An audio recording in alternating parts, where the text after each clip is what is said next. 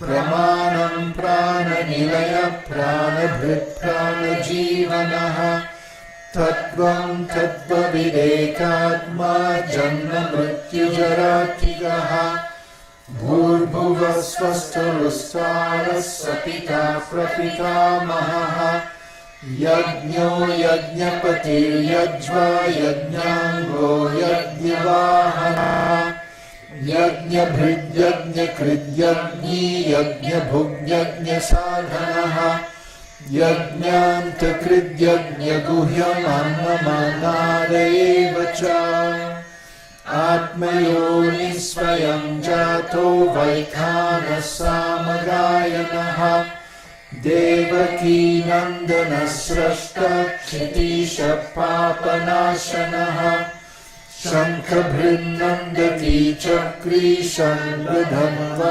गदाधरः ऋताङ्गपाणिरक्षोभ्यः सर्वप्रहरायुधः ॐ नमो भगवते वासुदेवाय इतीदं कीर्तनीयस्य केशवस्य महात्मनः नाम्नां सहस्रं दिव्यानां विशेषेण प्रकीर्तितम् य इदं शृणुयात् नित्यं यश्चापि परिकीर्तयेत् नाशुभं प्राप्नुयात् किञ्चित् सौमुत्रेह च मानवः वेदान्तको ब्राह्मणः स्यात् क्षत्रियो विजयी भवेत् वैश्यो धनसमृद्धः स्यात् शूद्रः सुखमवाप्नुयात् धर्मार्थी प्राप्नुयात् धर्ममतार्थी चार्थमवाप्नुयात् कामानवाप्नुयात् कामी प्रजार्थी प्राप्नुयात् प्रजा भक्तिमान् यः सदोद्धायः शुचिस्तद्गतमानसः सहस्रं वासुदेवस्य नाम्नामेतत् प्रकीर्तयेत् दश प्राप्नोति विपुलं ज्ञाति प्राधान्यमेव च अचलां श्रियमाप्नोति श्रेय प्राप्नोत्यनुत्तमम् न भयं क्वचिदाप्नोति वीर्यं तेजश्च विन्दति भवद्यरोगिर्धृतिमान् बलरूपगुणान्वितः रोगान्तो मुच्यते रोगात् बन्धो मुच्यते बन्धनात् भयं मुच्यते भीतस्तु मुचेतापन्न आपदः दुर्गान्यतितरत्याशु पुरुषः पुरुषोत्तमम् स्तुवन्नाम सहस्रेण नित्यं भक्तिसमन्वितः वासुदेवाश्रयो मर्त्यो वासुदेवपरायणः सर्वपापविशुद्धात्मा याति ब्रह्म सनातनम् न वासुदेवभक्तानाम् अशुभं विद्यते क्वचित् जन्म मृत्युजरा व्याधि भयं नैवोपजायते इमं स्तवमधीयानः श्रद्धा भक्तिसमन्वितः युज्येतात्मा सुखक्षन्ति श्रीधृतिस्मृतिकीर्तिभिः न क्रोधं न च मात्सर्यं न लोभो न शुभामतिः भवन्ति कृतपुण्यानां भक्तानां पुरुषोत्तमे द्यौः चन्द्रार्कनक्षत्रखं दिशो भूमहो दधिः वासुदेवस्य वीर्येण विधृतानि मनात्मनः ससुरासुरगन्धर्वं स यक्षो रगराक्षसम् जगद्वशे वर्ततेदं कृष्णस्य सचराचरम् इन्द्रियाणि मनोबुद्धिः सत्त्वं तेजो बलं धृतिः वासुदेवात्मकान्याहुः क्षेत्रं क्षेत्रज्ञ एव च sarvagamanamachara pratamam parikalpate achara prabhavo dharmo dharmasya prabhurachyutaha rishaya pitaro deva mahabhutani dhatavaha jangama jangamam bhedam jagannarayanodbhavam yogo jnanam tatha sankhyan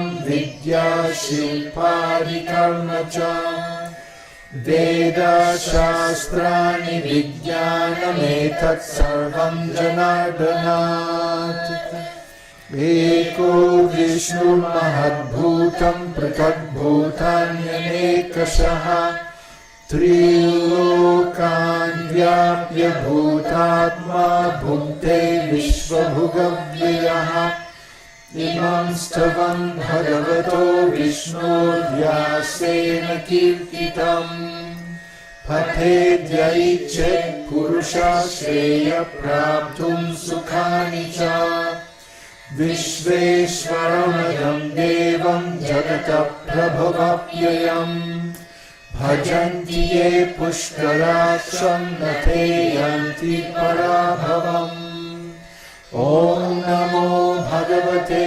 Vasudevaya.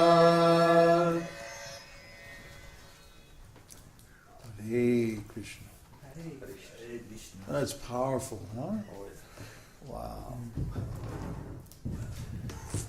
It's just amazing. Vishnu Sahasranam Ki Jai.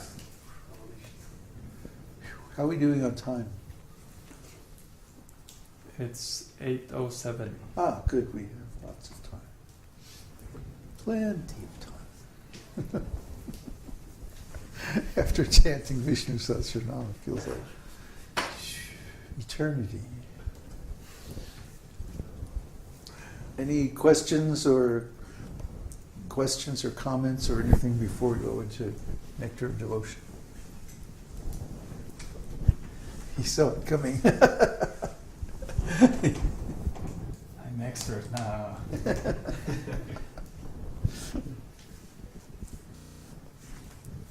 Okay. Nectar of Devotion by Śrīla Rupa Goswami, translated by Śrīla Prabhupāda. Chapter 17, Ecstatic Love. By the process of executing regulated devotional service, one is actually elevated onto the transcendental stage beyond the material modes of nature. At that time, one's heart becomes illuminated like the sun. The sun is far above the planetary systems, and there is no possibility of its being covered by any kind of cloud. Similarly, when a devotee is purified like the sun, from his pure heart there is a diffusion of ecstatic love, which is more glorious than the sunshine. Only at that time is the attachment to Krishna perfect. Spontaneously, the devotee becomes eager to serve the Lord in his ecstatic love. At this stage, the devotee is not on the platform of Uttama Adhikari, perfect devotion. At this stage, the devotee is on the platform of Uttama Adhikari, perfect devotion. Such a devotee has no agitation from material affections and is interested only in the service of Radha and Krishna. So this is getting into the really nice part, where he's talking about, up until now he's been talking about regulated devotional service and spontaneous devotional service, which are both parts of sadhana bhakti. Sadhana bhakti means devotional service in practice. Practice means that we're not yet at the perfect stage. In the beginning stage, which is the offensive stage or the neophyte stage, one has to execute devotional service according to the rules and regulations, because he doesn't really understand what is devotional service or how to perform it. Then when one becomes purified from the gross and subtle material attachments, he enters into the middle stage, madhyamadikari, where he can actually perform the process of devotional service without making offenses. Then, after some time of performing this practice of spontaneous devotional service, he actually reaches the perfection, which is pure love, prema. Okay, so now we're going to discuss that stage. Remember, both regulated and spontaneous devotional service are still both in the stage of sadhana. Of course, spontaneous is a more advanced stage of sadhana, but still it's sadhana. And only when one reaches this perfect purity, then that's the real thing. To clarify, in the previous chapters, the symptoms of devotional service were explained, along with instructions as to how we may execute devotional service with our present senses.